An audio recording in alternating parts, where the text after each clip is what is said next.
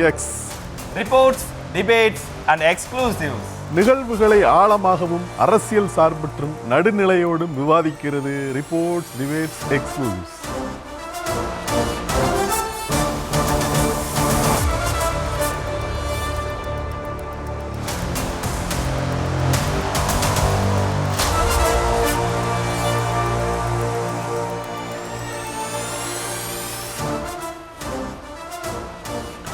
RDX நிகழ்ச்சிக்கு உங்களை வரவேற்பதில் மகிழ்ச்சி. சார், இன்னைக்கு சட்டப்பேரவையில சட்டப்பேரவை நடக்கல, இல்ல சட்டப்பேரவைக்கு வெளியில நிறைய விஷயங்கள் நடந்திருக்கு. அதை பத்தி நம்ம டீடைலா டெப்தா அடிச்சு மல்லு கட்டாம ஆக்கப்பூர்வமா வாதம் பண்ணுவோம்.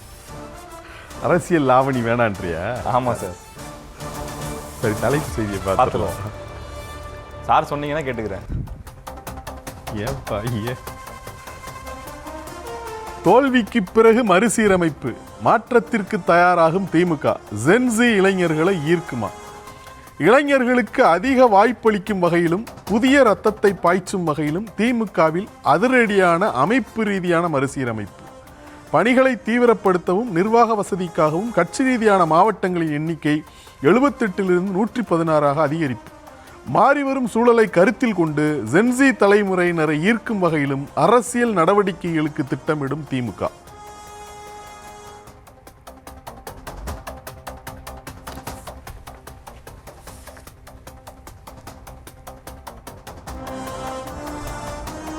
ஆறு அதிமுக எம்எல்ஏக்கள் ராஜினாமா, சீரிய தாவேக, ஆவேச அதிமுக. 6 சட்டமன்ற தொகுதிகள் காலியாக உள்ளதால் மக்களின் குரல் முடக்கப்பட்டுள்ளதாகவும் கட்சி தாவுவது சாதாரணமாக நடந்துவிடாது என பேசிய திமுக உறுப்பினர் ஆஸ்டின், 6 தொகுதிகளிலும் பொறுப்பு அமைச்சர்கள் மக்கள் குறைகளை கேட்பதாகவும் அங்கு இடைத்தேர்தல் நடத்தப்பட்டால் தாவேகா வெற்றி பெறும் என பேசிய அவை முன்னவர் செங்கோட்டையன், காலியாக உள்ள 6 தொகுதிகளுக்கும் பொறுப்பு அமைச்சரால் ஒரே நாளில் செல்ல முடியுமா என கேள்வி எழுப்பிய இபிஎஸ், 6 தொகுதிகளுக்கும் எம்எல்ஏக்களால் தான் செல்ல முடியும் எனவும் பேச்சு.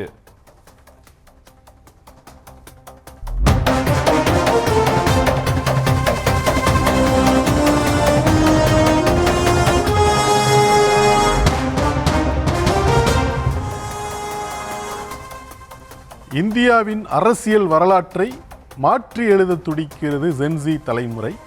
அந்த ஜென்சி தலைமுறையினரை கவரும் வகையில் அரசியல் சார்ந்து கட்சி விதிகளை மாற்றி எழுத முனைகின்றன இயக்கங்கள். இது குறித்துத்தான் நாம் இன்றைக்கு விவாதிக்க இருக்கிறோம். அதிலும் குறிப்பாக திமுகவில் கட்சி ரீதியாக செய்யப்பட்டுள்ள மாற்றங்கள் குறித்து விவாதிக்க இருக்கிறோம். முதல்ல நம்ம அதுக்கான தொகுப்பை பார்த்துடலாம். RDX தொகுப்பு. கட்சி தொடங்கிய 2 ஆண்டுகளில் ஆட்சியை பிடித்ததோடு தமிழக அரசியல் களத்தில் மிகப்பெரிய மாற்றத்தையும் ஏற்படுத்தியுள்ளது தாவேக. குறிப்பாக ஜென்சி மற்றும் இளம் வாக்காளர்களை தன் பக்கம் விஜய் ஈர்த்ததால் வேரூன்றி இருந்த பாரம்பரிய திராவிட கட்சிகளான திமுக மற்றும் அதிமுகவிற்கும் ஒரு பெரிய சவாலாக உருவெடுத்துள்ளது. இந்த மாற்றம் மற்ற பெரிய கட்சிகளும் தங்கள் உத்திகளை மாற்றியமைக்க கட்டாயப்படுத்தியுள்ளது. இந்த பின்னணியில் இளம் வாக்காளர்களை தக்க வைத்துக் கொள்ளும் நோக்கில் கட்சி அமைப்பில் அதிரடி மாற்றங்களை செய்துள்ளது திமுக. மு.க. ஸ்டாலின் தலைமையில் நடைபெற்ற திமுக செயற்குழு கூட்டத்தில் கட்சி பதவிகளுக்கு வயது வரம்புகளும் ஒருவர் எத்தனை முறை பதவி வகிக்க முடியும் என்பதும் நிர்ணயிக்கப்பட்டுள்ளது. சீனியர் தலைவர்களிடையே இந்த நடவடிக்கைகளுக்கு எதிர்ப்பு இருந்தாலும் கட்சியின் எதிர்காலத்தை கருத்தில் கொண்டும் இளைய தலைமுறை வாக்காளர்களை கவரவும் இந்த மாற்றங்கள் அவசியம் என அறிவாலயம் கருதுகிறது. இளைய தலைமுறையினரை ஈர்க்க திமுகவுக்கு இந்த மாற்றங்கள் கை கொடுக்குமா என்பதை அலசுகிறது இந்த RDX.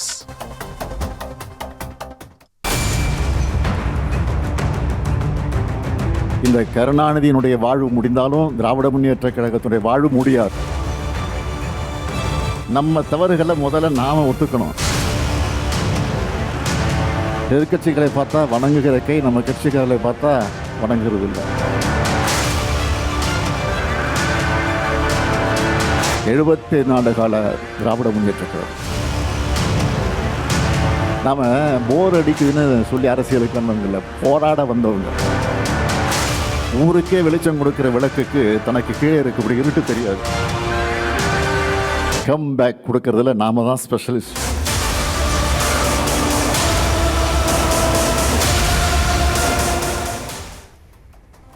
சார், சூரிய நமஸ்காரம் அப்படின்னா என்ன சார்? சூரிய நமஸ்காரம்னு கேள்விப்பட்டது இல்லையா நீங்கள்? இது யோகாவில் இந்த மாதிரி வரும்னு நினைக்கிறேன். யோகாவில் அதான் வந்து சூரியன் தான் வந்து உலகத்துக்கே ஒளி கெடுக்கிற, ஓகே, சூரியன் தான் புவியில் வந்து உயிர் வாழ்க்கையை வந்து சாத்தியப்படுத்துகிறது ஓகே என்பதான் அதனுடைய அடிப்படை பொருள். திமுகவினுடைய சின்னம் வந்து உதயசூரியன் தான். ஆமாம். இப்போ கண்கட்ட பிறகு சூரிய நமஸ்காரம்னு ஒரு சொல்லாடல் ஒன்று. அப்போ அது செகண்ட் ஹாஃப்ல வருமா? இது வந்து அவங்க வந்து தேர்தல் தோல்விக்கு பிறகு மறுசீரமைப்பு நடவடிக்கை எடுக்கிறாங்க. அது காலம் கடந்த நடவடிக்கையா இல்லை காலத்திலே எடுக்கப்பட்ட நடவடிக்கையா என்கிறத ஒரு கேள்வியோடு இருக்கிறதுக்காக அந்த மாதிரி காயின் பண்ணியிருக்காங்க. முதல் கேள்வியை பார்த்துடலாம். முதல் கேள்வி, திமுகவில் கட்சி ரீதியாக செய்யப்பட்டுள்ள மாற்றங்களின் நோக்கம் என்ன?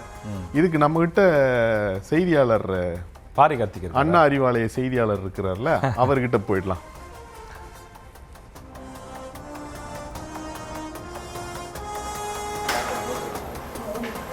வணக்கம் பாரி.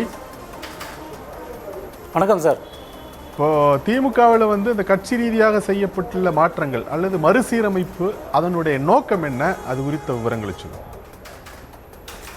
வணக்கம் சார். இந்த 2026 சட்டமன்ற தேர்தலுக்கு பிறகாக நடந்த மறுசீரமைப்பு அப்படின்னு மட்டுமே இதை எடுத்துக்க முடியாது. ஏன்னா தேர்தல் தோல்விக்கு தான் இந்த மறுசீரமைப்பு முக்கியமான காரணம் என்றும் நம்ம கருதிட முடியாது. இதற்கு தேர்தலுக்கு முன்னதாகவே கடந்த ஓராண்டுகளாகவே திமுக உள்கட்டமைப்பு மேம்படுத்தணும் ஒரு எண்ணம் இருந்தது. ஆனால் அது எப்போது இடைப்பட்டு போச்சுன்னா தேர்தல் நாளில் மட்டும்தான் இடைப்பட்டு போனதுனால இந்த தேர்தலுக்கு பிறகாக அந்த செயலை கூடுதலாக செய்ய வேண்டிய ஒரு தேவை இருக்குது. தேர்தல் தோல்வி மட்டும்தான் திமுகவுடைய மறுசீரமைப்புக்கு முக்கியமான காரணம்னா இல்லை. திமுகவை இன்னும் பல ஆண்டுகள் முன்னோக்கி செல்லப்பட்டிருக்க முக்கியமான காரணம் திமுகவில் இளைஞர் பட்டாளம் என்பது மிகுந்த குறைவாக இருக்கிறார்கள். குறிப்பாக தமிழக வெற்றி கழகத்தை அரசமைத்த பிறகுதான் திமுக அதை உணர்ந்திருக்கிறது. ஏற்கனவே திமுகவை அடுத்த கட்டத்துக்கு கொண்டு போக வேண்டும் தான் திமுகவுடைய இளைஞர் சார்பில் 5 மண்டல மாநாடு நடத்தி திமுகவில் இத்தனை லட்சம் இளைஞர்கள் இருக்கிறார்கள் என்று தொடர்ச்சியாக திமுக கூறினாலும் கூட தேர்தல் தோல்விக்கு இளைஞர்களுடைய பங்களிப்பு இல்லாததான் முக்கியமான காரணமாக இருக்கிறது. இளைஞர்களுடைய பங்களிப்பு இல்லாமல் இருப்பதற்கு அதற்கு முக்கியமான காரணம் திமுகவுடைய நிர்வாகிகள் திமுக இளைஞரணியை கிட்ட கூட சேர்க்கவில்லைங்கிற ஒரு முக்கியமான குற்றச்சாட்டு திமுக தலைமைக்கு வந்திருக்கிறது. எனவே இப்படியே இருந்தால் 70 வயதுக்கும் மேற்பட்டவர்களும் இன்னும் 10 ஆண்டு காலம் 15 ஆண்டு காலம் இருந்தால் திமுகவை அடுத்த கட்டமாக கொண்டு போய் சேர்ப்பதுங்கிறது பெரிய ஒரு சவாலாக இருக்கும். இன்றைக்கு இருக்க அதிமுகவிற்கு எடுக்கக்கூடிய அதே நிலைமை எதிர்காலத்தில் இன்னும் 10 ஆண்டுகள் திமுகவிற்கு வரலாம் என்ற ஒரு எச்சரிக்கை அடிப்படையில் தான் திமுக இந்த ஒரு முன்னெடுப்பு எடுத்திருக்கிறது. தேர்தல் தோல்வி மட்டுமே காரணமாக இல்லை. தேர்தல் தோல்வியில் தமிழக வெற்றி கழகம் வெற்றி பெற்றது தான் ஒரு முக்கியமான காரணமாக திமுகவை தன்னுடைய பார்வையை கட்சியை மறுசீரமைப்பு பண்ணதுக்கும் இளைஞர்களை உள்ள கொண்டுவதற்கான தேவையை இப்போது உணர்த்திருக்கிறது. தேர்தலுக்கு முன்னதாகவே இதே திமுகவுடைய இளைஞரணி செயலர் உதயநிதி ஸ்டாலின் தலைவரிடம் போய் நேரடியாக போய் இளைஞர்கள் அதிகமாக வேணும், நம்ம இருக்கக்கூடிய கட்சியில் அதாவது நம்மளுடைய வேட்பாளர்களில் 70 வயது 75 இருக்காங்க. ஆனால் தமிழக வெற்றி கழகத்தை பொறுத்த வரைக்கும் 25 35 வயதுக்குள்ள வேட்பாளர்களே அதிக அளவு இருக்காங்க. இளைஞர்கள் பெருமளவிற்கு அவர்களுக்கான வாக்கு செலுத்துவதற்கான ஏதுவான சூழலை நாம் அமைத்துவிடக்கூடாது அப்படி இருந்தது. ஆனால் இப்போது யாரெல்லாம் மாற்றப் போகிறார்களோ, எந்த நிர்வாகிகளை தற்போது மாற்றிவிட்டு புதிய நிர்வாகிகள் போட போகிறார்களோ அவர்களெல்லாம் சேர்ந்து இல்லை தலைவரே, நாங்கள் தான் வந்து இந்த முறை எங்களுக்கு வாய்ப்பு கொடுக்கணும், நாங்கள் தான் அந்த கட்சியை கட்டமைச்சிருக்கோம், எங்களுக்கு நீங்கள் மீண்டும் வாய்ப்பு கொடுக்கணும் என்ற அந்த அழுத்தத்தின் காரணமாக திமுக ஒரு மிகப்பெரிய முடிவு எடுத்தது. அந்த முடிவு திமுகவிற்கு தோல்வி பரிசாக அளித்திருக்கிறது. அதன் அடிப்படையிலே தற்போது திமுக உதயநிதி ஸ்டாலின் அவர்கள் சொன்னது சரிதான் என்ற ஒரு மையப்புள்ளியை நோக்கி நகர்ந்திருக்கிறார்கள். அதன் காரணமாக தான் சார் இந்த மறுசீரமைப்பை பொறுத்த வரைக்கும் திமுக முன்னெடுத்திருக்காங்க. பாரி, இப்போ நீங்கள் தேர்தல் தோல்வியை விட இளைஞர்களை வந்து கட்சிக்குள்ளே கொண்டு வர்றது என்ற அடிப்படையில் தான் அவங்க அதை செய்கிறாங்கன்னு நீங்கள் சொல்கிறீங்க. இப்போ இளைஞர்களை கட்சிக்குள்ளே கொண்டு வர்றது அப்படின்னு சொன்னால் வெறுமனே கட்சி ரீதியான ஒரு நிர்வாக ரீதியான மாற்றங்கள் மட்டுமே அதுக்கு போதுமானதாக இருக்கும்னு எப்படி அவங்க கருதுறாங்க? ஒரு மாவட்டத்தை கட்சியை கட்டமைக்கிறது மிகப்பெரிய பொறுப்பு அந்த கட்சியில் இருக்கக்கூடிய மாவட்ட செயலர் தான் சார். அந்த மாவட்ட செயலர் கீழே தான் அங்கே இருக்க ஒன்றிய செயலாளர் இருக்கட்டும், நகரம்னா பகுதி செயலாளர், வட்ட செயலர் கொண்டு அங்கே இருக்கக்கூடிய கிளைக்கழக செயலாளர்கள் வரைக்கும் அந்த ஒட்டுமொத்த மாவட்டத்தோட நிர்வாகமே அந்த மாவட்ட செயலாளர் தான் இருக்கும். திமுகவினுடைய மிகுந்த அதிகாரமிக்க பதவியாக மாவட்ட செயலர் பதவி பார்க்கப்படுது. அதனால தான் இப்போது கூட கடுமையான ஒரு போட்டி. இன்றைக்கி அறிவிக்கிற அந்த திமுகவுடைய மாவட்ட செயலாளர் லிஸ்ட்டை கூட இன்னும் ஒரு வார காலத்திற்கு கடத்தி இருக்கிறது முக்கியமான காரணம் என்றால் கடுமையான அழுத்தம், எங்களுக்கு வேணுங்கிறது ஒரு கடுமையான போட்டி இருக்கிறதுனால தான். அதிகபட்ச அதிகாரம் கொண்ட அமைப்பாக மாவட்ட செயலர் இருக்கிறது. அது மட்டுமல்ல, நீங்கள் 23 அணி இருக்குது திமுகவில். எந்த அணிக்கு யார் மாவட்ட தலைவராக இருந்தாலும் சரி, செயலராக இருந்தாலும் சரி, இதே இளைஞரணி செயலர் இருக்கக்கூடிய உதயநிதி ஸ்டாலின் இளைஞரணி செயலர் இருக்கிறார். ஆனால் அந்த மாவட்ட நிர்வாகம் வரும்போது எல்லா அணிகளுமே அந்த மாவட்ட செயலர் தான் பணியாற்ற வேண்டிய ஒரு தேவை இருக்கிறது. எனவே மாவட்டத்தினுடைய வெற்றி தோல்வியை தீர்மானிக்க வேண்டியதும், அந்த மாவட்டத்தில் இருக்க கட்சியை கட்டமைக்க வேண்டியதும், அங்கே மக்கள்கிட்ட இருக்கக்கூடிய நன்மதிப்பை சம்பாதிக்க வேண்டியதும் அரசு, அதாவது முந்தைய அரசினுடைய சாதனை திட்டங்களை கொண்டு போய் சேர்க்க சொன்னாங்க. அப்படி ஒருவேளை திமுக அரசினுடைய சாதனை திட்டங்களை கொண்டு போய் சேர்ப்பதும் ஒட்டுமொத்த வெற்றி தோல்வியை தீர்மானிக்கிறது ஒரு மாவட்ட செயலர் தான். அந்த மாவட்ட செயலர்கள்லாம் சரியாக இருந்தால்தான் திமுக தலைமை மீது அங்கே இருக்கக்கூடிய லோக்கல் இருக்கக்கூடிய மக்களுக்கு ஒரு நம்பகத்தன்மை வரும். அந்த நம்பகத்தன்மை தான் ஒரு அரசை தீர்மானிக்கும். எனவே இந்த அடிப்படை கட்டமைப்புங்கிறது கிளைக்கழகத்திலிருந்து ஆரம்பித்து மாவட்ட செயலர் வரைக்கும் ஒரு மாவட்டத்தை நிர்ணயிக்கக்கூடிய அந்த கட்சியின் கையில் தான் இருக்கிறது. அதன் காரணமாகத்தான் கட்சி வலிமையாக வழிநடத்த வேண்டும் என்ற அடிப்படையில் 77 மாவட்டத்தை தற்போது 110ஆக மாற்றி, அந்த 110ம் 2 தொகுதிக்கு ஒரு மாவட்ட செயலர் மாற்றப்பட்டு, அது பரவலாக்கப்பட்ட அதிகாரம் என்ற அடிப்படையில் யாருக்கும் சர்வாதிகார அடிப்படையில் குவியக்கூடாதுங்கிற அடிப்படையில் தான் பரவலாக்கப்பட்ட அதிகாரங்கிற அடிப்படையில் 2 சட்டமன்ற தொகுதி, அதிகபட்சமாக 7 தொகுதிக்கு மட்டும்தான் 3 சட்டமன்ற தொகுதி. எனவே இந்த அதிகாரத்தை குறைப்பது மூலமாக அங்கே இருக்கக்கூடிய சர்வாதிகார போக்கு இது எதாச்சமானது இல்லை. திமுகவினர் 99.9% பேர் கொடுத்த புகாரின் அடிப்படையில் கலாய்வு குழுவிடம் நேரடியாக சென்று கலாய்வு செய்த போது கொடுத்த புகார்களின் அடிப்படையில் தொண்டர்களுடைய மனநிலையை ஏற்ப திமுக எடுத்த ஒரு முடிவு தான் சார் அது. இப்போ திமுகவை நோக்கி இளைஞர்கள் வரல, பெரும்பாலான இளைஞர்கள் தாவேகாவை நோக்கி போயிட்டாங்க என்பதை நமக்கு இந்த கடந்த தேர்தல் காட்டிய ஒரு முடிவு.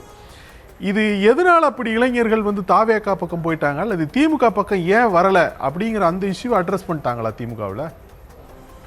சார், திமுக இதுக்காக ஒரு முக்கியமான விஷயத்தை கையாண்டாங்க சார். தேர்தலுக்கு முன்னதாக மாணவர் மன்றம்னு ஒன்று வச்சாங்க.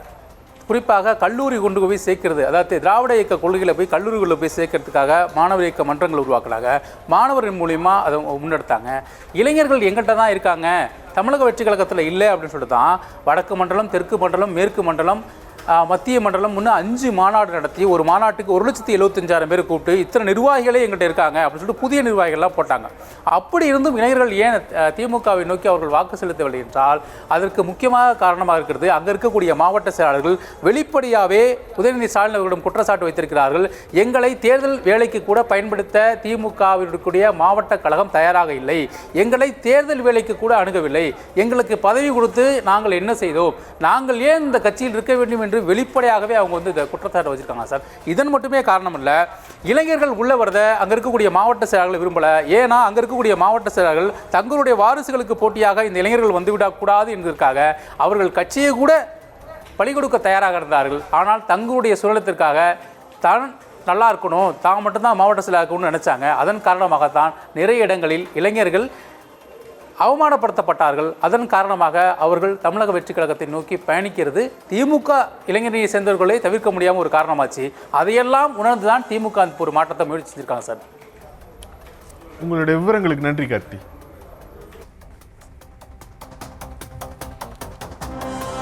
ஒரு நம்ம பாரி சொன்னதுல அந்த லாஸ்ட் பாயிண்ட் வேலிட் பாயிண்ட். அதாவது என்னன்னா, அந்த கட்சியினுடைய கட்டமைப்பே அந்த கட்சிக்கு இடையூறா மாறிடுச்சுன்னு சொல்றாரு. அந்த கட்டமைப்பு அப்படிங்கிறது என்ன அப்படின்னா, மாவட்ட செயலாளர்கள் தான் அதிகாரம் பொருந்தியவர்களாக இருக்கிறாங்க. அந்த மாவட்ட செயலாளர்களுக்கு வயது வரம்போ அல்லது எவ்வளவு காலம் அவங்க மாவட்ட செயலாளர்களா இருக்கணும்ன்றதோ அல்லது மாவட்ட செயலாளர்களுக்கு ஒரு அக்கௌண்டபிலிட்டியோ இது எதுவுமே இல்லாம போனதுதான் திமுகவை நோக்கி இளைஞர்கள் வராமல் போனதற்கும் அந்த இளைஞர்கள் தாவேகாவை நோக்கி போனதுக்கும் காரணம்னு பாரி கார்த்தி ஒரு வேலிட் ரீசன் சொல்றாரு. அல்லது திமுக அப்படிதான் அதை புரிஞ்சுக்குதுன்றத அவர் சொல்றாரு. அது உண்மைதாங்கிறத நம்ம எப்படி புரிஞ்சுக்கிறோம்னா, அவங்க கட்சி அமைப்புல செஞ்சிருக்கிற மாற்றங்கள். ஏன்னா மாவட்ட செயலாளர்கள் எண்ணிக்கை அதிகரிக்கிறாங்கன்னு சொன்னா கூடுதலா புதிதாக வரணும், அது அவங்க இளைஞர்கள் வரணும்.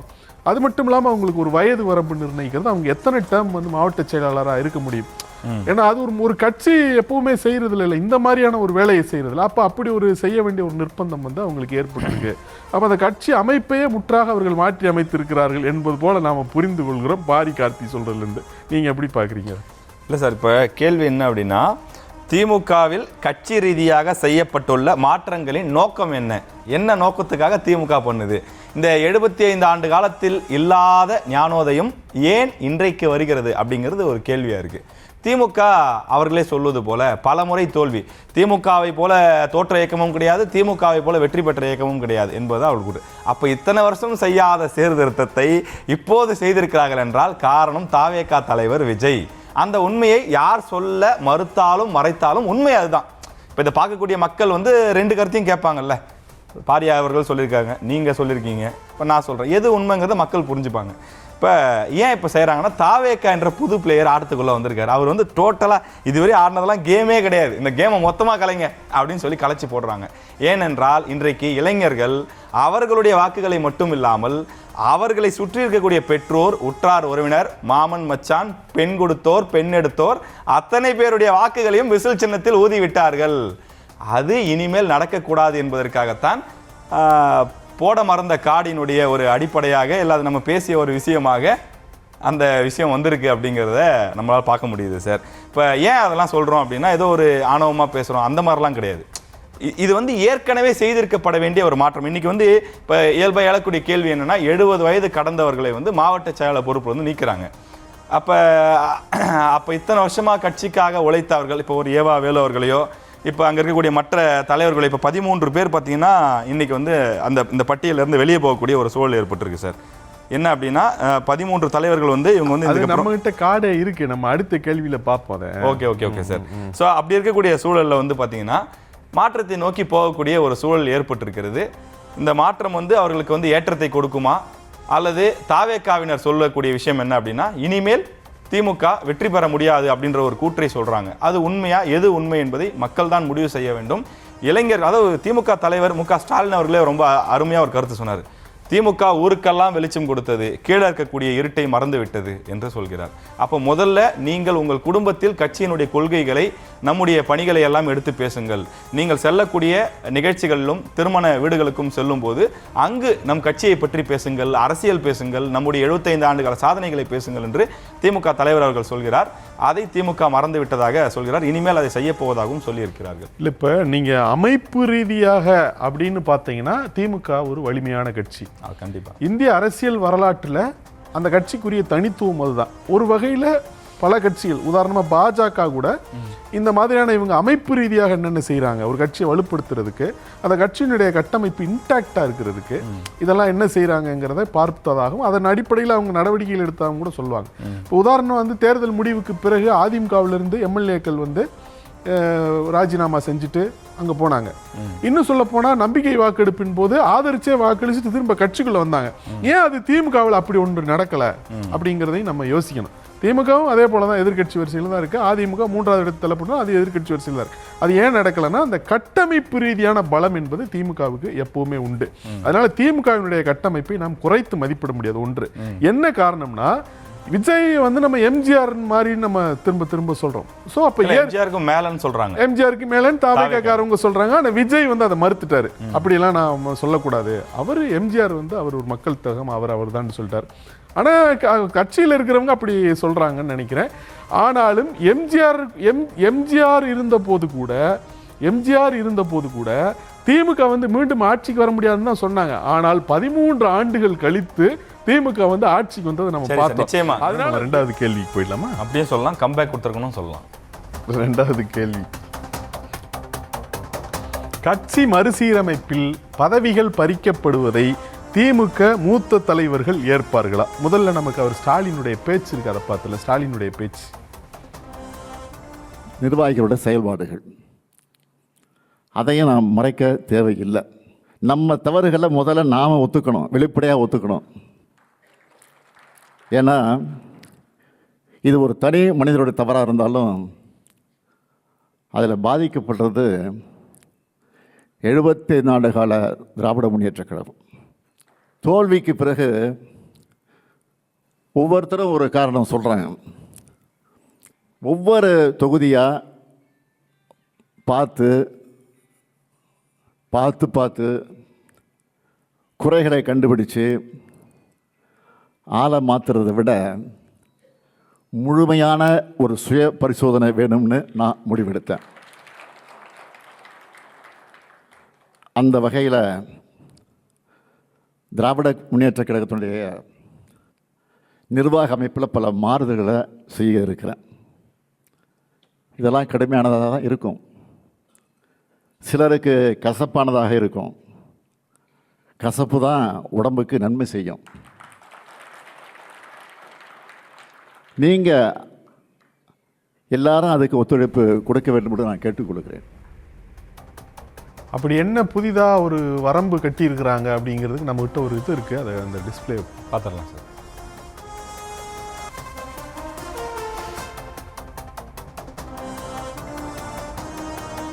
இவர்கள் தான் வந்து 70 வயது கடந்தவர்களா சார்? ஆமாம், சீனியர்களுக்கு கல்தா, ஓகே, ஏவாவேலு, செஞ்சி மஸ்தான், KKSSR ராமச்சந்திரன், அனிதா ராதாகிருஷ்ணன், காந்தி, முத்துசாமி, சாக்கோட்டை அன்பழகன், ரகுபதி, சுந்தர், SR சிவலிங்கம், ஓ தளபதி, ராமகிருஷ்ணன், ஆவுடையப்பன். ஓகே, இவர்கள்லாம் 70 வயதை கடந்தவர்கள். ஆமாம், ஓகே ஓகே. இப்போ வந்து 70 வயதுக்கு மேற்பட்டவர்கள் வந்து மாவட்ட செயலாளர் பதவி வகிக்க முடியாது அப்படின்னு சொன்னா, இப்போ இவங்கெல்லாம் மாவட்ட செயலாளராக இருக்கிறவங்க, இவங்களுக்கெல்லாம் வந்து அந்த மாவட்ட செயலாளர் பதவி வந்து பறிக்கப்படுகிறது என்பதுதான். ஆனா இப்போ நீங்க அந்த பேர் பட்டியலில் இருக்கிறவங்களுடைய பெயரை பார்க்கும்போதே உங்களுக்கு அந்த முக்கியத்துவம் தெரிஞ்சிருக்கு. கண்டிப்பா சார். எவ்வளவு முக்கியம் அந்த மாவட்டத்துடைய அந்த தொகுதிகளுடைய முகமாக இருக்கிறவங்க, கட்சியிலேயே ரொம்ப ஒரு வலுவான ஒரு நிலையில் இருக்கக்கூடிய. இப்போ உதாரணமா ஏவா வேலு, அந்த ஒரு பேரே உங்களுக்கு போதும், எவ்வளவு விவரங்களை உங்களுக்கு சொல்லும். ஆனா அப்படியான ஒரு நடவடிக்கைக்கும் திமுக தயாராயிருக்கு. அதனாலதான் அவர் என்ன சொல்றாருன்னா, கசப்பா தான் இருக்கும், ஆனா கசப்பு தான் ஆரோக்கியத்துக்கு சிறந்ததுன்னு அவர் சொல்றாரு. நம்ம அந்த ஏஜ் பார் தொடர்பான மட்டும் ஒரு இது, இது வந்து அவங்க இந்த இப்போ கிளைக்கழக செயலாளர்னா 45 வயசு அதிகபட்சம் 2 முறை இருக்கலாம். மாநகராட்சி கிளைக்கழகமா இருந்தா அதிகபட்ச வயது 45 வயசு 2 முறை இருக்கலாம். வட்டக்கழகம் 50 வயது அதிகபட்சம் 2 முறை தான். பேரூர் கழக செயலாளர் அவங்களா இருந்தால் 60 வயசு வரைக்கும் இருக்கலாம், அதிகபட்சம் 2 முறை. இந்த மாதிரி ஒவ்வொரு பகுதிக்கும் கொடுத்துருக்காங்க. பகுதி, வட்டம், மாநகரம், பேரூர், நகரக்கழகம் உள்ளிட்ட பல்வேறு விஷயங்கள் 45 தொடங்கி 50, 60 என்று இருக்கிறது. எல்லாருக்குமே அதிகபட்சம் 2 முறை தான் வரதை நம்மளால் பார்க்க முடியுது. ஒன்றிய கழக செயலாளர்கள் ஒவ்வொரு மாவட்டத்திலையும் மாவட்ட செயலாளர் எவ்வளோ முக்கியமோ ஒன்றிய செயலாளர் ரொம்ப ரொம்ப முக்கியமானவர்கள். அவர்களுக்கு அதிகபட்ச வயசு 60 தான். 60 வயசுக்கு மேலே திமுக இனிமேல் யாருமே ஒன்றிய செயலாளராக இருக்க முடியாது. ஒரு ஒன்றிய செயலாளர் 2 முறை தான் அதிகபட்சமாக இருக்க முடியும். இதில் ரொம்ப முக்கியம் மாவட்ட செயலாளர், கட்சியினுடைய ஹார்ட்டே அவங்க தான். அந்த இதயமாக செயல்படக்கூடியவர்கள் 70 வயது, அதிகபட்சம் 3 முறை அவங்களுக்கு. ஆமா, அதுல ஒரு பிழை இருக்காது. அதிகபட்சமா 2 முறைன்னு இருக்கு மாவட்ட செயலாளர்கள், 3 முறை. அதை விட முக்கியமான ஒரு இது என்னன்னு பாத்தீங்கன்னா, வாக்காளர்கள் எண்ணிக்கை அடிப்படையில இந்த நிர்வாக பிரிப்பு ஏற்படுத்தி இருக்கு பாருங்க. Okay okay okay. இப்ப நீங்க ஒரு மாவட்டம்னு சொன்னா அதுக்கு கீழே 2 தொகுதிகள் தான் இருக்கு. இப்ப உதாரணமா மாவட்ட செயலாளர், இப்ப சேகர் பாபு ஒரு மாவட்ட செயலாளர்னா அவருக்கு கீழே சென்னையில 5, 6 தொகுதிகள் கூட இருப்பதற்கான வாய்ப்புகள் இருக்கு. ஸோ இப்படி எண்ணிக்கை வந்து வேற வேறையா இருக்கு. இப்போ அதை ஸ்ட்ரிக்டா என்ன பண்ணியிருக்காங்கன்னா, 2 தொகுதிகளுக்கு ஒரு மாவட்ட செயலாளர் உறுதியா. அதே போல வந்து 30,000 வாக்காளர்கள் தான் ஒரு ஒன்றிய கழகம்னு சொன்னா, அந்த ஒன்றிய செயலாளர் கீழே 30,000 வாக்காளர்கள் தான் இருப்பாங்க.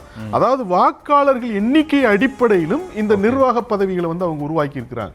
அதாவது இவ்வளவு வாக்காளர்களை தான் அவங்க கையாளக்கூடியவர்களாக இருக்கணும்னு சொல்லிட்டு. ஆனா இதுல வந்து அட்வான்ஸ் வந்து எங்க அண்ணன் திருமாவளவன் தான் 234 தொகுதிகளுக்கும் ஒரு மாவட்ட செயலாளர் போட்டிருக்கிறார். அதை நோக்கி தான் திராவிட இயக்கங்கள் நகர்ந்து கொண்டிருக்கின்றன என்பதை புரிந்து கொள்கிறேன் இந்த சார்ட் மூலமாக.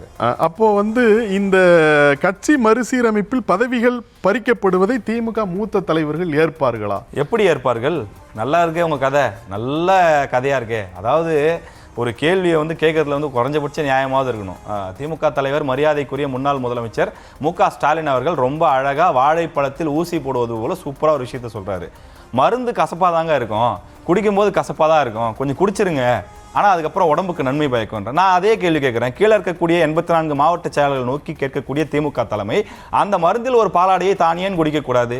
மாவட்ட செயலாளர்களுக்கு வயது 70, கழக நிர்வாகிகளுக்கு வயது 60ன்னு ஃபிக்ஸ் பண்ண, தலைமை மட்டும் 80 வயது கூட இருக்கலாமா, 90 வயது கூட இருக்கலாமா? இது என்ன நியாயம்? ஏன் தலைமைக்கு வயசாகாதா? இப்போ மாவட்ட செயலாளர் வயது மூப்பு வந்துருச்சு, இல்லை தொடர்ச்சியாக 2 முறை 3 முறை இருக்கிற வேற யாராலையும் வளர முடியலன்னு ஒரு அயற்சி ஏற்படுதுன்னு நீக்கிறீங்க. இந்த காரணத்துக்காக நீக்கிறீங்க, வேற ஏதாவது காரணம் இருக்கா?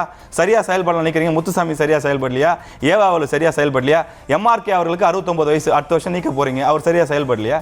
அப்படி கிடையாது. இல்லை, வயது வந்துருச்சு, வர்த்தவங்களுக்கு வழி விடுங்கன்றீங்க. அதானே பொருள், அதானே சார் பொருள். அப்போ தலைமைக்கு அதுக்கு அந்த கேள்வி வராதா?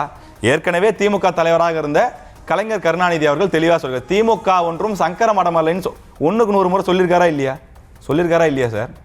சொல்ல மாட்டீங்களா? சொல்லியிருக்காருல்ல. அப்ப சொல்லி முடித்ததுக்கு அப்புறம் தான் கலைஞருக்கு பின்னாடி மு க ஸ்டாலின் அவர்கள் வந்தார். சரி, ஓகே. இப்போ மு க ஸ்டாலின் அவர்களுக்கு உதயநிதி அவர்கள் வர போறாரு. உதயநிதி அவர்களுக்கு பின்னாடியாவது இல்லைன்னா இன்ப நிதி அவர்கள் திரைப்படங்களுக்கு போறதா சொல்றாங்க. திரைப்படங்களுக்கு ஏன் போறாருன்னு நமக்கு தெரியும். இப்பவே திரைப்படங்களை ப்ரொடியூஸ் பண்ண ஆரம்பித்து விட்டார்.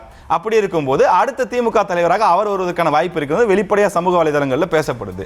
அப்படி இருக்கும்போது இல்லை என்பதற்கு ஒரு குறைந்தபட்ச உத்தரவாதம் இருக்கிறதா? நீங்கள் இப்போது கொண்டு வரக்கூடிய அந்த சட்டம் என்பதை நான் தனிப்பட்ட முறையில் மனதார வரவேற்கின்றேன். உண்மையிலேயே எப்படி அரசு ஊழியர்களுக்கு 60 வயது என்பது அதிகபட்ச வயதாக இருக்கிறதோ, தமிழ்நாட்டில் இருக்கக்கூடிய அரசியல் கட்சி தலைவர்களுக்கும் ஒரு வயது நிர்ணயம் சத்தியமா வேண்டும். சட்டப்பேரவை நிகழ்வுகளை நேரடியாக பார்க்கக்கூடியவன் என்ற முறையில் என்னுடைய கருத்து தவறாக இருந்தால் தயவு செய்து யாராக இருந்தாலும் மன்னித்துக் கொள்ளுங்கள். ஆனால் உண்மையில என்ன சொல்றேன்னா, 60 வயசுக்கு மேலே அரசியல்வாதிகளுக்கு இடம் கொடுக்க கூடாது. அவர்கள் ஒரு ஆலோசகர்களாக பயன்படுத்தி அவர்கள் ஆலோசனையை பெற்றுக்கொள்ளுங்க. சட்டமன்றத்தில் உட்கார்ந்துக்கிட்டு என்னென்ன ரொம்ப கஷ்டப்படுறாங்க, உண்மையிலே கஷ்டப்படுறாங்களோ, முடியல. 8 மணி நேரம் இப்படி உட்கார முடியும்? வெளிப்படையாக சொல்கிறேன், ஐயா ஓபிஎஸ் மேலே பெரிய மரியாதை இருக்கிறது. அவர் வெளிப்படையாக போய் சபாநாயகர்கிட்ட சொல்கிறார், இன்னைக்கு ஊடகங்கள் எல்லாத்துலேயும் வந்திருக்கு, ஐயா எல்லாரும் 70-80 வயசு, எல்லாம் சுகர் பேஷண்ட்டியா, உட்கார முடியல எங்களாலங்கிறாரு. அதுதான் உண்மை சார். நான் ஓப்பனாக சொல்கிறேன், எங்கள் அம்மாவுக்கு 60 வயசு. இன்னைக்கு எங்கள் அம்மா ஒய்ஃபை கூப்பிட்டு சொல்லுவேன், அம்மாவுக்கு எந்த வேலையும் கொடுக்காது, துணி துவைக்கிறேன், நீங்கள் பண்ணி இல்லைன்னா வச்சிரு, நான் வந்து பார்த்துக்கிறேன். இப்படி தான் நம்ம இது யதார்த்தம். இது எங்கள் அப்பா இருந்தால் 70 வயசு இருந்தால் நான் என்ன பண்ணுவேன், வெளியே விட்டுருக்க மாட்டேன், பார்த்துப்பேன். எல்லாரும் அவங்கவுங்க அப்பா அம்மாவை அப்படி தான் பார்த்துப்பேன். 60 வயதை கடந்து விட்டால் அவர்களுக்கு என்ன வேலை கொடுக்க வேண்டுமோ அதைத்தான் கொடுப்போம். நீங்கள் ஒரு கண்டக்டர், ஒரு டிரைவர், ஒரு ஐஏஎஸ் அதிகாரியா இருந்தா கூட 60 வயசானா வெளியே போயிடணும்ன்றீங்க. ஏன் சொல்றீங்க? 60 வயதுக்கு அப்புறம் அவர்களால் சிந்திக்க முடியாது, உடலுக்கு நிறைய ரெஸ்ட் தேவைப்படும், தொடர்ச்சியாக உழைப்பு. நான் உங்களுடைய அனுபவத்தை கொச்சப்படுத்தல சார். ஆனால் 60 வயதுக்கு என்பது அதான் ஒரு கேட் பாஸ். அதுக்கு மேலே வந்து பார்த்தீங்கன்னா உங்களால் பண்ண முடியாது. அதான் உண்மை, யதார்த்தம் தான், சயின்ஸ் அதான். அதை நீங்கள் ஒத்துப்பீங்கன்னு நினைக்கிறேன், யாரையும் கொச்சைப்படுத்துறதுக்காக சொல்ல. அப்படி இருக்கும்போது தமிழ்நாட்டில் இருக்கக்கூடிய அரசியல்வாதிகள் மட்டும், எல்லா கட்சிக்கும் சேர்த்து சொல்கிறேன், திமுகவுக்காக நான் பேசுகிறேன். இப்போ நம்ம திண்டுக்கல் சீனிவாசன் அவர்கள் இருக்கார், கட்சியினுடைய உயர்ந்த பொறுப்பில் இருக்கக்கூடியவர், பொருளாளராக இருக்கக்கூடியவர். அவர் 8 ஆண்டுகளுக்கு முன்பே வனத்துறை அமைச்சராக இருந்தபோது தன் காலில் இருக்கக்கூடிய செருப்பை அவரால் குனிஞ்சு எடுக்க முடியல. ஒரு சின்ன பையனை கூப்பிட்டு செருப்பை கழட்ட சொல்லி பெரிய பிரச்சனை ஆச்சு, உங்களுக்கு தெரியும் அது. அப்படி இருக்கும்போது தன் காலில் இருக்கக்கூடிய செருப்பை கூட குனிந்து கழட்ட முடியாத நிலையில் அவர்களால் என்ன மாற்றத்தை உருவாக்க முடியும்? இது யாரும் தனிப்பட்ட நபர் தாக்குதலுக்காக சொல்ல, ஒரு உதாரணத்துக்காக அந்த சம்பவத்தை எடுத்து சொல்றேன். அப்ப அரசியல்வாதிகளுக்கு நிர்ணயம் வேண்டும், அதில் எந்த மாற்று கருத்தும் இல்லை. திமுகவில் ஒவ்வொரு மாவட்ட செயலாளரும் அல்லது முக்கிய பொறுப்புகள் இருப்பவர்களும் கிட்டத்தட்ட ஒரு பண்ணையார் போல அமர்ந்து கொண்டு, அந்த இடம் காலம் பூரா எங்களுக்கு தான், இந்த இடம் எனக்கு பிறகு என்னுடைய மகனுக்கு அல்லது என்னுடைய மருமகனுக்கு என்று ஒவ்வொருவரும் நினைக்கக்கூடிய காரணத்தால் அந்த கட்சி இன்றைக்கு வளர்ச்சி என்ற பாதையை விட்டு விலகி போகின்றது. அது செய்யக்கூடாது, அதிலிருந்து மாற்றம் வேண்டும் என்பதில் எந்த மாற்று கருத்தும் இல்லை. திரும்பவும் கடைசியாக ஒரு முறை என்ன சொல்ல வரேன்னா, இது ஏன் மாவட்ட செயலாளர் இடத்தோடு நிறுத்துறீங்க? திமுக தலைவராக மு க ஸ்டாலின் அவர்கள் இருக்கிறார், திமுகவினுடைய இளைஞரணி செயலாளர் உதயநிதி ஸ்டாலின் இருக்கிறார், திமுகவினுடைய துணை பொதுச் செயலாளர் கனிமொழி கருணாநிதி அவர்கள் இருக்கிறார். உங்கள் குடும்பத்திலேயே 4 பதவி இருக்கிறது. அங்கீகரிக்கப்பட்ட பதவியில 4 பேர் இருக்கிறீர்கள். அங்கீகரிக்கப்படாத பதவியிலே அறிவாலயத்திலும் முரசொலி அலுவலகத்திலும் இருந்து குடும்பத்தை சார்ந்தவர்கள் இயக்குகிறார்கள், பட்டியலை தயாரிக்கிறார்கள் என்பது வெளிப்படையான உண்மை. இதை மறுக்க முடியாது. அப்படி இருக்கும்போது ஏன் கட்சி ஒரு குடும்பத்தின் சொத்தாக மாறுகிறது என்பதை இன்னைக்கு சமூக வலைதளங்களில் கேள்வி எழுப்புகிறார்கள். அதை மறுபரிசீலனை செய்யுங்கள். அண்ணா தம்பி வா, தலைமை ஏற்கவா என்று கூட்டத்தில் இருந்த ஒரு முக்கிய நிர்வாகியை அழைக்கின்றார். அது கலைஞரை அழைத்ததாகவும் சொல்லப்படுகின்றது. எனவே எந்த கட்சியாக இருந்தாலும் ரொட்டேஷனுக்கு விடப்படும். கம்யூனிஸ்ட் கட்சியை பாருங்கள், இன்றைக்கு ஒரு 5 ஆண்டுகள் தான் அல்லது 10 ஆண்டுகள் தான். பாரதிய ஜனதா கட்சியை எடுத்துக்கொள்ளுங்கள், 5 ஆண்டுகள் தான் 10 ஆண்டுகள் தான், ரொட்டேஷனுக்கு வருது. அதுதான் உண்மையான ஜனநாயகம். அப்படி ஜனநாயகம் இல்லை என்று சொன்னால் கட்சி ஆரம்பிக்கப்பட்ட பாதையிலிருந்து விலகிவிடும். இன்னைக்கு கம்யூனிஸ்ட் கட்சியினுடைய தோழர் சண்முகம் அவர்கள் ஒரு பெரிய கட்டுரை எழுதியிருக்கிறார், ஒரு யூடியூபுக்கு ஒரு பெரிய பேட்டியும் கொடுத்திருக்கார். அண்ணா, பேரறிஞர் அண்ணா திமுகவை எந்த நோக்கத்திற்காக ஆரம்பித்தார்? இன்று ஆரம்பித்த நோக்கத்திலிருந்து நேரெதிர் திசையை நோக்கி செயல்பட்டு கொண்டிருக்கின்றது. இன்றைக்கு அண்ணா மட்டும் இருந்தார், திமுகவை எப்படி பார்ப்பார் என்று மிக கடுமையாக விமர்சித்து அந்த பேட்டியை கொடுத்திருக்கின்றார். இது சண்முகம் பேட்டி கொடுத்திருக்கிறார். ஒருவேளை இந்திய கம்யூனிஸ்ட் கட்சியை நிறுவிய தலைவர்கள், இந்திய கம்யூனிஸ்ட் கட்சியினுடைய மூத்த முன்னோடிகள், ஈவன் காரல் மார்க்ஸ் இருந்தா கூட இந்த மார்க்சிஸ்ட் கம்யூனிஸ்ட் கட்சியை பார்த்து என்ன நினைக்க மாட்டாருன்னா ஒரு சண்முகம் ஒரு நிமிஷம் யோசிச்சிருக்குன்னு நினைக்கிறேன். அதுக்கு பிறகு அவர் திமுகவை பார்த்து அண்ணா இருந்தாருன்னா என்ன நினைக்கிறேன்னு. நீங்கள் கம்யூனிஸ்ட் கட்சி அதுக்குரிய பாதையில் தான் அதுக்குள்ளே நம்ம போக வேண்டாம். இப்போ நீங்கள் நிறைய குற்றச்சாட்டுகளை அடுக்கியிருக்கிறீங்க, வரிசையாக அடுக்கிட்டு போயிட்டீங்க. முதல்ல நீங்கள் சொன்னது என்னன்னா, இவங்களுக்கெல்லாம் இந்த சீனியர்களுக்கெல்லாம் கல்தா கொடுக்குறாங்களே அவங்க ஏற்பாங்களா அப்படிங்கும் பொழுது நிறைய பேர் என்ன நினச்சிக்கிறாங்கன்னா அவங்கள கட்சியிலேருந்து நீக்கிற போகிறாங்க போல இருக்கு, இல்லை அவங்கள ஓரங்கட்டி உட்கார வச்சிட போகிறாங்க போல இருக்குன்னு நினைக்கிறாங்க. அப்படி அல்ல. மாவட்ட செயலாளர் அதற்கு கீழே இருக்கக்கூடிய பதவிகளில் களத்தில் ஓடி ஆடி செய்ய வேண்டிய வேலைகள். அதுக்கான ஒரு வயது நிர்ணயிக்கப்பட்டிருக்கு. மற்றபடி இவங்க கட்சியை வழிநடத்துவதிலையும் ஆலோசனை வழங்குவதிலும் முக்கியமான முடிவெடுக்கிறதுல பங்கேற்பவர்களாகவும் அவர்கள் இருப்பார்கள். அப்போ வந்து இன்னும் அவங்க ஒரு உயர்ந்த நிலைக்கு கொண்டு செல்லப்படுகிறார்கள் அவர்கள் அனுபவத்துக்கு ஏற்பன்றன. அதனால அவங்க அதை ஏற்பாங்க. அதுக்கு யாரும் எதிராக போர்க்கொடி தூக்க போறதும் இல்லை. பலரும் கற்பனை செய்து கொள்வது போல அங்கே ஏதோ ஒரு குழப்பமும் வந்துட போறதில்லை. அது ஒன்று. ரெண்டாவதா நீங்க வாரிசு அரசியல்ங்கிற ஒரு குற்றச்சாட்டை முன்வைக்கிறீங்க. கலைஞருக்கு பிறகு மு.க. ஸ்டாலினுக்கு பிறகு உதயநிதிக்கு பிறகு இன்பநிதி வர்றாருன்னு நீங்க சொல்றீங்க. இது ஒரு வழக்கமா சொல்லப்படுகிற வாரிசு நடந்திருக்குல்ல வாரிசு அரசியல் என்கிற அந்த குற்றச்சாட்டு. இந்த குற்றச்சாட்டை வந்து எப்படி எல்லாரும் புரிஞ்சுக்கிறாங்கன்னா, இது ஏதோ ஒரு அதாவது அவங்க நினைக்கிற மாதிரி செஞ்சுக்கிறாங்க, அடுத்தடுத்து அவங்க குடும்பத்தில் இருக்கிறவங்களை கொண்டு வராங்கிறது இல்லை. எல்லாவற்றிற்குமே ஒரு லிட்மஸ் டெஸ்ட் இருக்கு. நீங்க ஒரு வேலையை செய்றீங்க, அதை உரசி பார்ப்பதற்கு ஒரு உரைகள் இருக்கிறது.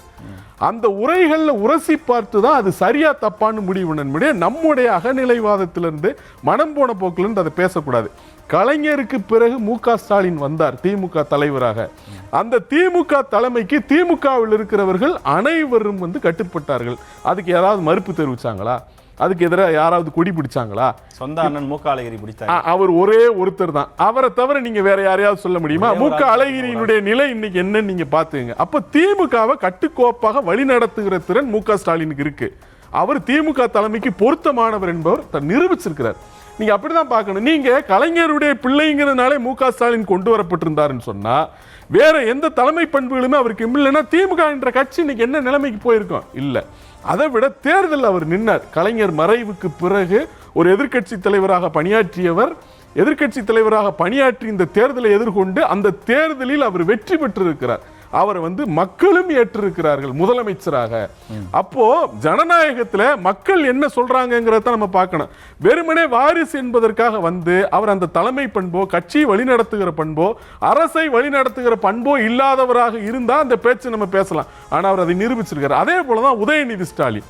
அவரும் வந்து ஸ்டாலினுடைய பிள்ளை என்பதற்காக கட்சி தலைமைக்கு கொண்டு வர போறாங்க, இல்ல அவருக்கு முக்கியத்துவம் கொடுக்கறாங்கன்னா அது குறித்தும் திமுகவில் இருப்பவர்கள் என்ன சொல்கிறார்கள்? ஒன்று. ரெண்டாவது, அவரும் அவருக்கு கொடுக்கப்பட்ட பொறுப்பை எப்படி செய்கிறார் என்பதை பார்க்கணும். இந்த அடிப்படையில் தான் மு.க. ஸ்டாலின் அவர்கள் வந்து கலைஞருடைய பையங்கிறதுக்காக கொண்டு வரப்படலன்னு சரி, ஓகே, நான் எதுவும் பேசல. குறிய இப்ப உதயநிதி அவர்களை எதற்காக அவர் இந்த கட்சிக்கு செய்த சாதனைகள் அதையும் சொல்லிடுங்க. உதயநிதி ஸ்டாலின் அவர்கள் திமுகவிற்கு செய்த திட்டங்கள் என்னென்ன சாதனை, எந்த அடிப்படையில் திமுகவினுடைய இளைஞர் அணிக்கு அவர் வந்தார் சொல்லுங்க ப்ளீஸ். அதாவது ராஜேஷ் என்ன புரிஞ்சுக்கிட்டு இருக்கிறாப்புலன்னா, திமுக மீது அவருக்கு இருக்கிற அல்லது அது அந்த விமர்சனத்தை வந்து இப்படி அவர் முன்வைக்கிறார். அப்படிதான் நான் புரிஞ்சுக்கிறேன். அது அல்ல சொல்றேங்க. நீங்க மக்கள் தான் கேட்கிறாங்கனாலும் ஒரு தலைமை பண்புக்கு வருபவர் அந்த தலைமை பண்போடு இருக்கிறாரா, அந்த தலைமைக்கு கொண்டு வரப்பட்டதனுடைய அந்த பணியை அவர் சிறப்பாக செய்கிறாரா என்பதிலே அவர் தெரிஞ்சிடும் அவர் தகுதியானவரா இல்லையான்னு. அப்போ அவரை கொண்டு வந்தாங்க, அவரை வெறுமனே வாரிசுங்கிற அடிப்படையில் கொண்டு வந்தாங்க என்ற கூற்றுக்கள் பொய்யாக்கப்பட்டிருக்கின்றன. அவர் தகுதி அடிப்படையில் தான் கொண்டு வரப்பட்டிருக்கிறார். அவருக்கு செய்யப்பட்டிருக்க கொடுக்கப்பட்ட பணிகளை அவர் சிறப்பாக செய்திருக்கிறார் என்பதைத்தான் மு.க. ஸ்டாலின் நிரூபித்திருக்கிறார். எதிர்க்கட்சி தலைவராக இருக்கிற உதயநிதியும் நிரூபிச்சிருக்கார். இப்ப சட்டப்பேரவையில் எதிர்க்கட்சி தலைவராக உதயநிதி ஆற்றுகிற பணி எல்லாருமே பார்க்கிறாங்க. அவர் வந்து பொதுக்கூட்டங்களுக்கு போறவராக இருந்தாலும் சரி, போராடுகிற மனப்பான்மையாக இருந்தாலும் சரி, அல்லது அரசியல் உறுதியாக இருந்தாலும் சரி, அவர் அதை தெள்ள தெளிவாக வெளிப்படுத்தி இருக்கிறார். அது மத்திய அரசாக எதிர்ப்பாக இருந்தாலும் சரி, பாஜக எதிர்ப்பதாக இருந்தாலும் சரி, இன்றைக்கு இருக்கிற தாவேக அரசு எதிர்ப்பதாக இருந்தாலும் சரி, அவர் அதை சரிவர செய்கிறார். அந்த செயலை மக்கள் வரவேற்கிறார்கள். அவங்க கட்சியில் இருக்கிறவங்க அதை வந்து ஏகபோகமாக அதை ஏற்கிறார்கள் என்பதான். அப்போ அதுதான் ஒரு நிர்ணய அளவுகோலை ஒழிய, ஒருவேளை அவர் தகுதி இல்லவர்னா இதெல்லாம் எப்படி நடந்திருக்கும்? அப்படி இல்லைன்னா அவர் எப்படி அந்த பதவியில நீடிக்க முடியும்? அல்லது மு.க. ஸ்டாலின் எப்படி திமுக தலைவராக இருந்திருக்க முடியும்? அல்லது திமுகவை எப்படி ஒரு கட்டுக்கோப்பான இயக்கமாக இருந்திருக்க முடியும்? ஒன்று. ரெண்டாவது, செய்கிற பணி அடிப்படையில் மட்டுமே ஒரு பதவி குறித்து முடிவு செஞ்சிட முடியாது. ஒரு கட்சிக்குள்ள ஒரு கடைக்கோடி தொண்டர் வந்து 24 மணி நேரம் உழைக்கிறார் என்று சொன்னா அவர் வந்து அந்த கட்சியில ஒரு முக்கியமான நபர், அவர் மதிக்கப்பட வேண்டியவர் என்பது வேறு. ஆனா ஒரு தலைமைக்கு வரும் பொழுது அதற்குரிய குணங்கள் என்ன, அதற்குரிய பண்புகள் என்ன, கட்சியில் இருக்கக்கூடிய எல்லோரும் அவரை ஏற்றுக்கொள்வார்களா, இதையெல்லாம் பார்க்கணும்ல. இதையெல்லாம் பார்க்காம இந்த 24 மணி நேரம் உழைக்கிறவரை நீங்க கொண்டு வாங்க அப்படின்னு சொன்னா ஒரு கட்சி என்ன ஆகும்? அப்ப இந்த நோக்கத்தோடு தான் தவறாக சொல்லப்படுகிறது. அப்புறம் வந்து இந்த லிஸ்ட் அப்படின்னு சொன்னா இதுக்கு முன்னாடி மக்களுக்காக என்ன போராட்டங்கள் நடத்தி இருக்கிறாங்க, மக்களுக்காக என்ன செஞ்சிருக்கிறாங்கிற கேள்வியை நாம் எல்லோரையும் நோக்கி கேட்க முடியும். இப்போ உதாரணமாக முதலமைச்சராக வந்திருக்கிற விஜய் இந்த தமிழ்நாட்டு மக்களுக்காக எத்தனை போராட்டங்களை நடத்தியிருக்கிறாரு? அது அல்ல. அதை வச்சு அவர் முதலமைச்சர் பதவிக்கு தகுதியானவரா நம்ம பேச முடியுமானா முடியாது. மாறாக மக்கள் அவரை தேர்வு செய்திருக்கிறார்கள். ஜனநாயகத்துல அதுதான் தீர்ப்பு. அந்த தீர்ப்பினுடைய அடிப்படையில தான் முதலமைச்சர் பதவிக்கு விஜய் தகுதியானவர் நம்ம முடிவு சொல்றோம். நீங்க என்ன போராட்டம் நடத்துனீங்க, நீங்க மக்களுக்காக எவ்வளவு நேரம் முழிச்சிருந்தீங்க, 24 மணி நேரமா நீங்க வேலை பார்த்தீங்க என்றெல்லாம் நாம கேட்க முடியாது. மக்கள் ஏற்றுக்கொண்டிருக்கிறார்கள், மக்கள் அந்த தீர்ப்பை கொடுத்திருக்கிறார்கள் என்பதான். அப்போ அந்த லிட்மஸ் டெஸ்ட்ல வந்து அவங்க பாஸ் பண்ணி இருக்கிறாங்க, அதுதான் அளவுகோல். அந்த அளவுகோல் மட்டுமல்ல, அவர்களுக்கு கொடுக்கப்பட்டிருக்க பணியை செம்மையாக செய்திருக்கிறார்கள். இதை இப்படி பார்க்காம இந்த கண்ணோட்டத்திலிருந்து பார்ப்பது என்பது முழுக்க முழுக்க உள்நோக்கம் கொண்டது. ஒரு வகையில் திமுக மீதான வன்மம் தான். இப்போவும் திமுக ஒரு வலுவான எதிர்க்கட்சியாகத்தான் செயல்பட்டு கொண்டிருக்கிறது. தங்களுடைய குரலை அவர்கள் வலுவாக ஒலித்துக் கொண்டிருக்கிறார்கள். சட்டப்பேரவையிலே நீங்க அதை பார்க்கலாம், மக்கள் மன்றத்திலே நீங்க அதை பார்க்கலாம். அவங்க சோர்ந்து போயிடல அந்த தேர்தல் தோல்விக்காக. அப்போ ஏன் இந்த தேர்தல் தோல்விக்கு பிறகும் இவர்கள் சோர்ந்து போகவில்லை? சட்டமன்றத்திலும் மக்கள் மன்றத்திலும் தங்களுடைய பணியை சிறப்பாக ஆற்றுகிறார்கள் என்பதன் காரணமாக திரும்ப திரும்ப உங்களுக்கு ரெஸ்ட் கொடுத்துட்டாங்க.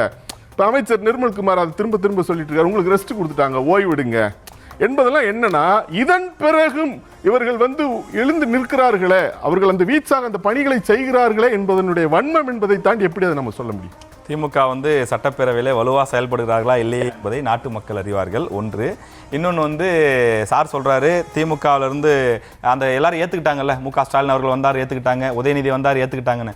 ஏற்றுக்கலன்னா மு.க. அழகிரிக்கு ஏற்பட்ட நிலைதான் ஏற்படும் என்பதை சார் நிலையில அப்படி இருக்கும்போது வேற என்ன பண்ண முடியும்? வேற என்ன பண்ண முடியும்? மு.க. அழகிரிக்கு ஏற்பட்ட நிலைனா மு.க. அழகிரியை வந்து திமுகவில் இருக்கவங்க ஒதுக்கிட்டீங்க, அதுதான் உண்மை.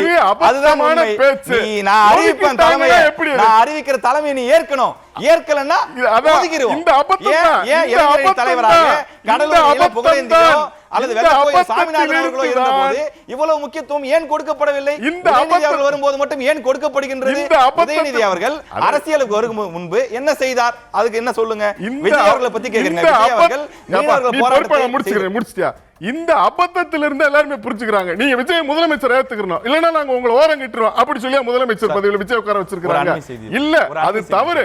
அதே போன்ற வாதம் தான். அழகிரியை வந்து யாரும் யாருமே அவரை ஏற்கல. அதாவது திமுக தலைவராக மு.க. ஸ்டாலின் இருக்கிறாரு அப்படின்னா வேற யாரையும் வரவிடாம பண்ணிட்டாங்க, அதை ஒரு நிர்பந்தத்தினுடைய அடிப்படையில் பண்ணிட்டாங்க என்பது போன்ற ஒரு வாதம் முன்வைக்கப்படுகிறது. அது எவ்வளவு தவறான அபத்தமான வாதம் என்பதை புரிந்து கொள்ளுங்கள். இப்போ முதலமைச்சராக விஜய் இருக்கிறாரு, திமுக காரவங்கெல்லாம் வந்து முதலமைச்சராக விஜய் ஏத்துக்கணும், இல்லைன்னா நாங்கள் உங்களை ஓரம் கட்டிடுவோம் என்பதனால அவர் முதலமைச்சராக இருக்கிறாரு. அப்படி நிர்பந்திச்சு இருக்க முடியுமா? முடியாது. ஜனநாயகத்தில் வாக்காளர்கள் வாக்களித்து தான் இருக்க முடியும். அது முடியாட்சி காலத்தில் பேரரசர்களாக இருந்தாலும் கூட மக்களினுடைய ஆதரவு இல்லாமல் ஒருவர் பேரரசராகவோ நீடிக்க முடியாது. அது முடியாட்சி காலத்தில் அதுதான் உண்மை. இது வந்து ஜனநாயக காலம், குடியாட்சி காலம். ஒரு கட்சியினுடைய ஒரு தலைவராக இருக்கிறவர் அந்த கட்சியினுடைய எல்லா தொண்டர்களுடைய இசைவை பெற்றவராக, அவர்களுக்கு மனமும் வந்தவராக, அவர்கள் தலைவராக ஏற்றுக்கொண்டவராக இருந்தால் மட்டும்தான் இருப்பாங்க. இல்லைன்னா அந்த கட்சியில் இருக்க வேண்டிய நிர்பந்தம் என்ன இருக்கு? அது ஒண்ணுமே இல்லை. அப்போ இந்த ஒரு அபத்தமான புரிதல் இருந்து அவரை ஓரம் கட்டிட்டாங்க, யாரோ எதிர்ப்பு தெரிவிச்ச ஒருத்தரை ஓரம் கட்டிட்டாங்க, இல்லைன்னா அவருக்கு ஏற்பட்ட அந்த ஒரே ஒருத்தருக்கு ஏற்பட்ட நிர்பந்தத்தினால அல்லது அவர் ஒரே ஒருத்தருக்கு ஏற்பட்ட பாதிப்பினால கட்சியில் இருக்கிறவங்க எல்லாம் வாயை மூடிக்கிட்டாங்க என்று சொல்வது எப்படி ஒரு ஜனநாயக ரீதியான ஒரு வாதமாக இருக்க முடியும்? அப்போ திமுகவினர் மு.க. ஸ்டாலினை அந்த கட்சியினுடைய தலைவராக முழுமனதாக ஏற்றுக்கொண்டு அவரது படையணியில் போர் வீரர்களாக அவர்கள் இருக்கிறார்கள். அதனால அந்த கட்சி வந்து வலிமையோடு நடைபெற்று கொண்டிருக்கிறது. அப்ப வெளியிலிருந்து அந்த கட்சியை நோக்கி சொல்லப்படுகிற அவதூறுகள் எல்லாமே முழுக்க முழுக்க உள்நோக்கம் கொண்டவைதான். இந்த வாதத்தை வந்து நீங்க எல்லாருக்குமே பொருத்தலாம். முதலமைச்சராக விஜய் இருக்கிறார்னா அதுக்கும் நீங்க பொருத்தலாம். வேற எந்த கட்சிக்கு ஒருவர் தலைவராக இருக்கிறார்னா அதுக்கு நீங்க பொருத்தலாம். மோடி பிரதமராக இருக்கிறார் என்றால் அதற்கும் நீங்கள் பொருத்தலாம். அப்போ ஒரு திமுக சரியான காலகட்டத்தில் தன்னை புதுப்பித்துக் கொள்ளும் ஆற்றல் வாய்ந்தது என்பதை எத்தனையோ முறை நிரூபித்திருக்கிறார்கள். திமுக தொடங்கப்பட்டது, அதன் பிறகு தேர்தலில் நின்றாங்க, 1967 ஆட்சியவே பிடிச்சாங்க, 10 ஆண்டுகள் ஆட்சி பொறுப்பில் இருந்தாங்க. எம்ஜிஆர் வந்ததன் பிறகு இனிமேல் திமுகவுக்கு அவ்வளவுதான், அதோ கதிதான், இனிமேல் திமுக ஆட்சிக்கே வர முடியாது என்றெல்லாம் பேசினார்கள்.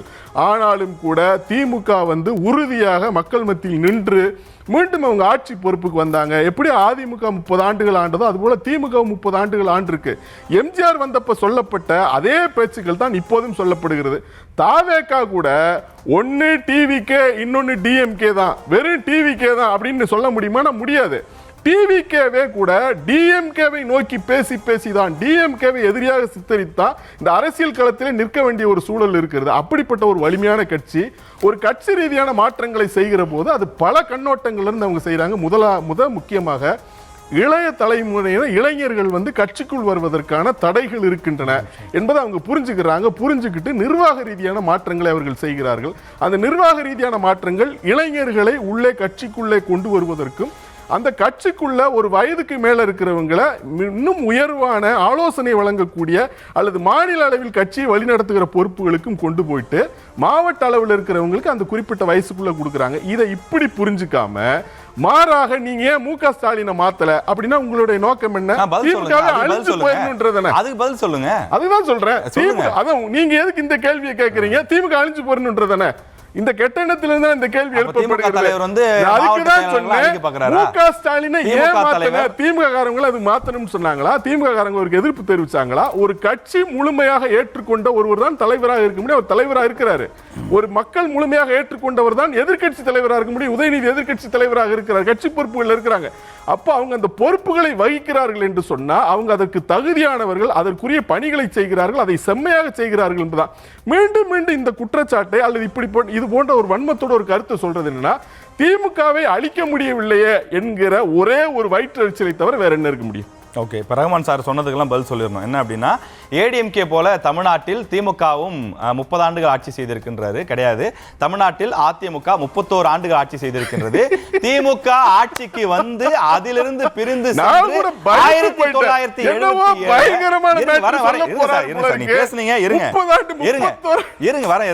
அதாவது கட்சியிலிருந்து பிரிந்து 1972 கட்சி ஆரம்பித்து 77 ஆட்சியை பிடித்த கட்சி திமுக விட அதிகமாக ஆட்சி செய்திருக்கிறது. அப்படியானால் திமுக வேண்டாம் என்றுதான் மக்கள் பெரும்பாலும் இருந்திருக்கிறது. நிலைமை என்ன? எம்எல்ஏக்களை தக்க வச்சுக்கக்கூடிய நிலைமையில் இருக்கிறாங்களா அவங்க? அதை நம்ம பார்க்கணும்ல. சொல்லுங்க. இப்ப என்னன்னா, திமுக தலைவர் படை தலைவர் போல செயல்படுறாரு, பின்னாடி படை தளபதிகளாக அணி திரண்டு போகிறார்கள். யாராவது ஒருவர் திமுக தலைவராக மு.க. ஸ்டாலின் இருக்க வேண்டாம் என்று சொன்னார்களா என்று கேட்கிறார். கேள்வி நல்ல கேள்வி, அருமையான கேள்வி, பாராட்டலாம் ரகுமான் சார். இப்ப நான் என்னன்னா, 13 பேர் போட்டீங்கல்ல மாவட்ட செயலர் ஏவா வேலு அவர்களை எடுத்துப்போம். திருவண்ணாமலையில் யாராவது ஏவா வேலு மாவட்ட செயலர் சரியா செயல்படலங்க வேணாங்கன்னு யாராவது சொன்னாங்களா? அப்ப எதுக்கு சொல்லுங்க. அப்ப தோல்விக்கு நீங்க மாவட்ட செயலாளர் தலையில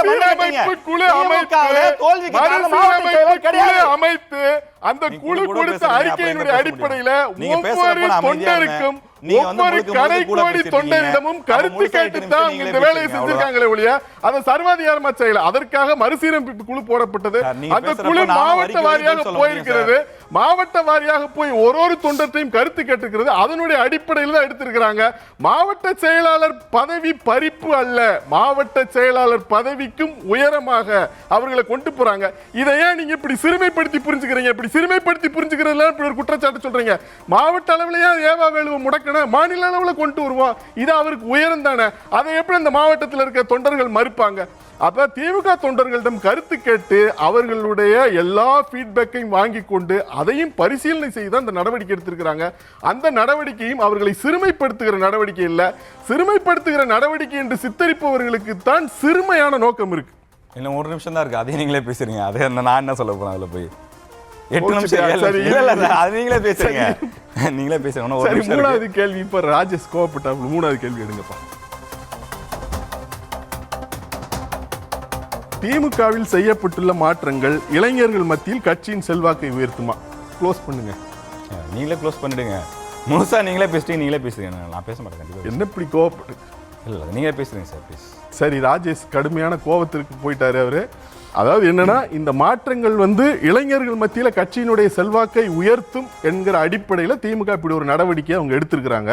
அந்த நடவடிக்கை பயனளிக்கிறதா என்பது இடைத்தேர்தல் இருக்கிறது, உள்ளாட்சி தேர்தல் இருக்கிறது, நாடாளுமன்ற தேர்தல் இருக்கிறது, அதன் பிறகு சட்டமன்ற தேர்தலும் வரப்போகிறது. அந்த கட்சி பயணிக்கக்கூடிய பாதை இருக்கிறது.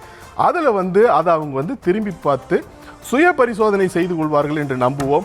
மற்றபடி ஒரு கட்சி தன்னை புதுப்பித்துக் கொண்டு, அதுவும் மக்கள் எதிர்க்கட்சி வரிசையில் அமர வைத்திருக்கிற ஒரு கட்சி தன்னை புதுப்பித்துக் கொண்டு செயல்படுவது என்பது ஜனநாயகத்திற்கு நல்லது என்ற அடிப்படையில் தான் நான் அதை புரிஞ்சுக்கிறேன். Super sir.